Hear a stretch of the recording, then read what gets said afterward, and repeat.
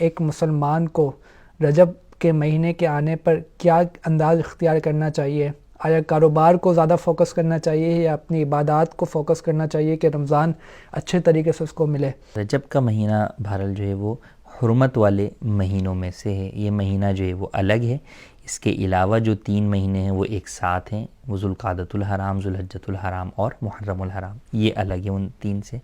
تو بہرحال ان مہینوں کے اندر کفار بھی ان مہینوں کا ادب و احترام کیا کرتے تھے، اس میں جنگ و جدال نہیں کرتے تھے، اور نبی کریم صلی اللہ تعالیٰ علیہ وآلہ وسلم اور صحابہ کرام تو ان مہینوں کا خصوصی طور پر جو ہے وہ خیال کرتے تھے، اور ان کے اندر زیادہ سے زیادہ عبادت کیا کرتے تھے، روزے رکھا کرتے تھے، بلکہ روزے رکھنے کے فضائل جو ہے وہ ان مہینوں کے اندر کثیر جو ہے وہ وارد ہوئے. چنانچہ ایک حدیث پاک ہے، نبی کریم صلی اللہ علیہ وسلم نے فرمایا کہ رجب کے پہلے دن کا روزہ 3 سال کا کفارہ، دوسرے دن کا روزہ 2 سال کا، اور تیسرے دن کا روزہ 1 سال کا کفارہ ہے، اور پھر اس کے بعد ہر دن کا روزہ 1 ماہ کا کفارہ ہے.